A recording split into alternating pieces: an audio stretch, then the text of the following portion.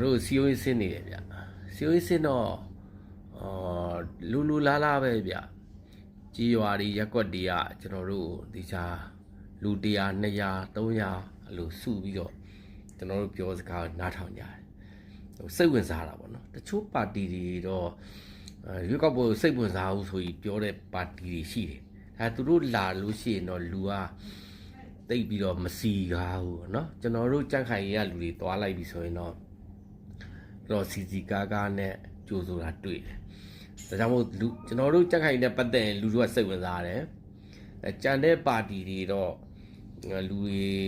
ယာနဲ့ချီပြီးတော့တက်ရောက်တာကိုကျွန်တော်မတွေ့ရအောင်ဒါသူတို့စီမှာမဝန်းရံကြတဲ့အတွက်ကြောင့်မလို့လူတွေဟာတဲ့နိုင်ငံရေးကိုစိတ်ဝင်စားဘူးလို့အဲ့လိုပြောနေကြတာကျွန်တော်ကြားတယ်ကျွန်တော်အမြင်ကအဲ့လိုမဟုတ်ဘူးကျွန်တော်တို့သွားရင်ယာနဲ့ချီပြီးတော့လာပြီးတော့နားထောင်ကြတယ်လာဟိုသူတို့ကြိုက်ရင်လက်ခုပ်တီးတယ်မကြိုက်ရင်ငြိမ်နေတယ်အဲ့ဒီပုံစံပေါ့နော်ဒါကြောင့်မို့ကျွန်တော်တို့သွားရင်စိတ်ဝင်စားလာနားထောင်တာဖြစ်တဲ့အတွက်ကြောင့်လူတွေဟာစိတ်ဝင်စားတယ်လို့ပြောရမယ်အဲ့တော့ကျွန်တော်ကတစ်ဆင့်တက်ပြီးတော့စဉ်းစားလိုက်လို့ရှိရင်ကြက်ခိုင်ရေးပါတီကိုလူတို့ကစိတ်ဝင်စားတယ်ကြက်ခိုင်ရေးပါတီရဲ့ပြောစကားတွေကိုလူတို့ကနားထောင်ခြင်းတယ်ကျန်တဲ့ပါတီစကားပြောမယ်ဆိုရင်လူမလာတာကသူတို့ပါတီပြောတာကိုနားမထောင်ခြင်းလို့ဖြစ်လိမ့်မယ်အဲကြောင့်မို့လူတွေအားလုံးသိမ့်ကြုံပြီးတော့နိုင်ငံရေးစိတ်ဝင်စားဘူးလို့ပြောလို့မရအောင်ကျွန်တော်တို့ကတော့လူထုဟာဒီလောက်မညံ့ဘူးလူထုဟာ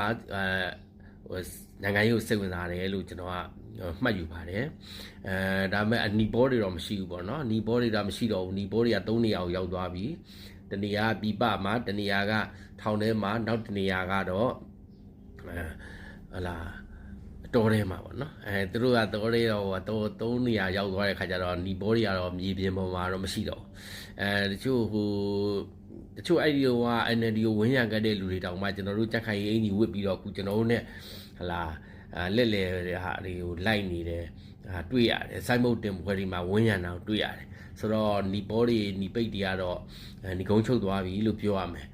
သူတို့ကတော့ဒီမြန်မာနိုင်ငံရဲ့နိုင်ငံရေးမှာဘယ်တော့မှပြန်လဲရှင်သန်ထမြောက်လာမှာမဟုတ်တော့ဘူးလို့ကျွန်တော်အနေနဲ့မှတ်ယူတယ်အဲ့ဒါလေးလာပြောတာပါလေးစားပါတယ်